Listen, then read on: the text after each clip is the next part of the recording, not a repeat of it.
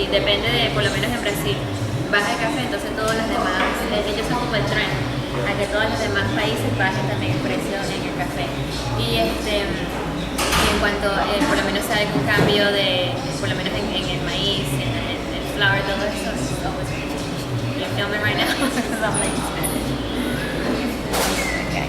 And the technological advances basically creates, it makes the clients reach you and or the customer be more approachable to the client. You know, if you put pictures of you, like we're doing right now, you take pictures of what you're doing for lunch, and then you put it in the Facebook, that's gonna create traffic to your business. This is basically a focus group.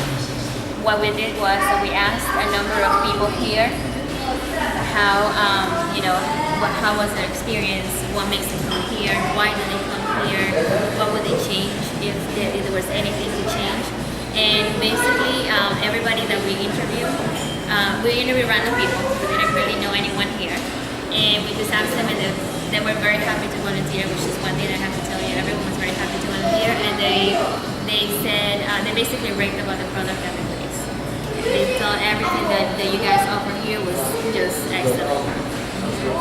We did the same thing with the competition, and the competition reviews weren't as the same. They were a little bit different from ours.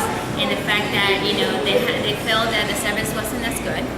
They felt that the place was too noisy, and you had to kind of shout to listen to each other. Exactly. And so that makes it a little uncomfortable. And the customer service wasn't 100% there because they saw like the people were kind of talking to each other, so the reviews weren't as positive. We also made some survey online, and we actually kind of have the same response. People were really, really excited. We have the graphs here to show you. On friendliness, attentiveness, knowledge, and visit again, you had pretty much 100%. And everything you had 100%. Nope, no one said no. Some people were neutral, which is, it kind of happens, but on a survey like that, you suspect it actually. You really had really good. You also have, there was another one, but actually on the cleanliness, attentiveness, everything, it was 100% as well. So, we had that part. On the analysis and interpretation of the data, we basically saw that the customers were very satisfied, and they found the staff to be very knowledgeable and attentive. One of the things that we saw was that, we had a person that came in and asked for the Dolce coffee the one time. And, we were here 2 different Sundays. And I really one of your girls, took care of the person and recommended this coffee because they wanted something sweet and recommended coffee, and, they bought that coffee. The next Sunday we were here, the same person asked for the coffee, but he couldn't remember the name. But the person that was here, which was Rosie, remember him and remember what kind of coffee he took. And she said, I know which one you want this one. And just gave it to him, and he was so happy. That was excellent customer service. So, which is, very good. And people were really satisfied. They had, a lot of the people in the survey thought the prices were a little bit high, but they didn't mind it because they felt that the place and the quality was supreme. So they didn't mind paying a little bit more for getting a better quality product. So, overall, you had really excellent reviews. On the positioning, basically what we want to do right now is try to, get everybody that's around in the Orlando and the Kissimmee area to come a little bit more often to your place and maintain the same sense of, the pastry, which is what you basically strive on. You make everything from scratch, everything is quality, everything is good, and everything is made just, for the day. Yes, that's what it is. So we did that. And we're going to do also the positioning. Go ahead. No, está grabando. So basically on this section we're going to focus on segmentation targeting and positioning. On this part of the presentation we're going to focus on geographic. Basically what the company or the bakery is focusing more like the Orlando Kissimmee area. That's where your main focus is on. You're trying to spread and diversify your resources to know, gauge on any other.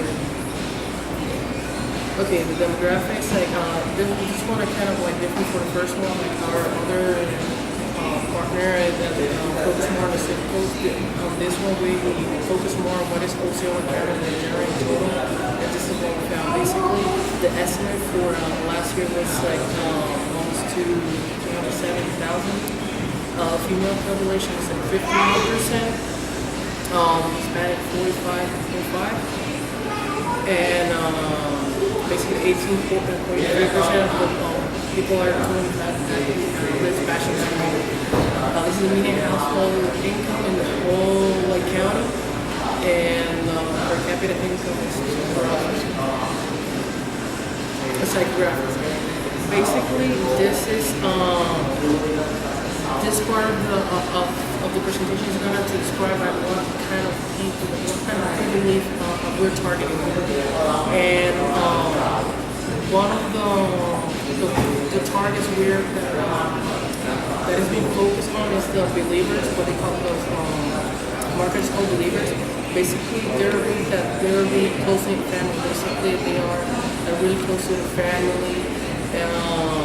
They spread strong moral codes that is really important for their lives, for our lifestyle. And basically, it describes like Spanish. It describes us like we are really close like with our families. It doesn't matter if it's here or back home. And also like it's like a show more closest to the things. And this is what Dolce is targeting right now. This kind of market. And also another interesting fact is that these group of believers, they're really loyal customers. They're really loyal to the companies they have. The other group are the achievers. Basically, it's kind of the same thing. They have a really big commitment to the career and the family. And their social life is structured around the family. Basically, what the believers and achievers, they're kind of like pretty much the same. They're focused on the same kind of families, social life. The benefits.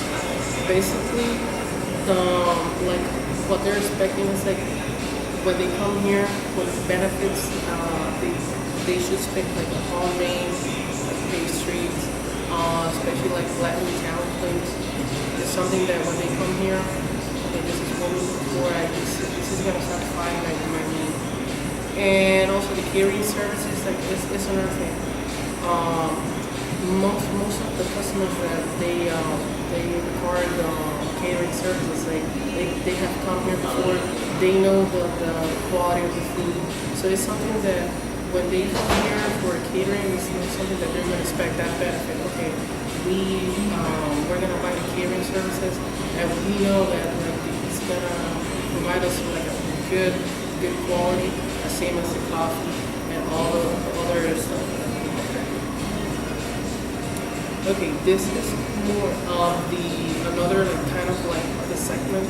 The white pig is like basically this like stereotypical American family, but like the Latin version, like household to mom, dad, 2 kids, and this is basically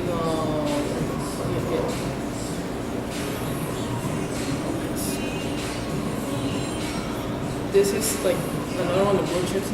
It's basically kind of the same, like same thing. They're ethnically diverse. Basically, it's pretty much the same, kind of the same like income range, the age group, and the difference basically between the two is the studies.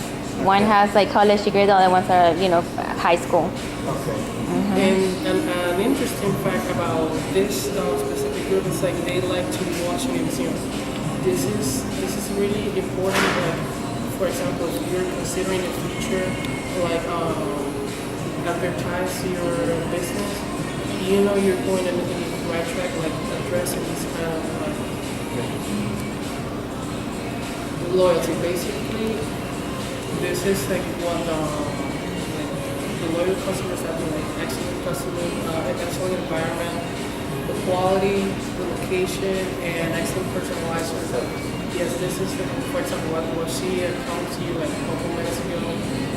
it really shocked me when I came and I didn't remain the name of the coffee, and like she knew right away, hey, this is what you ordered, and that's really really important in order to stay competitive, especially in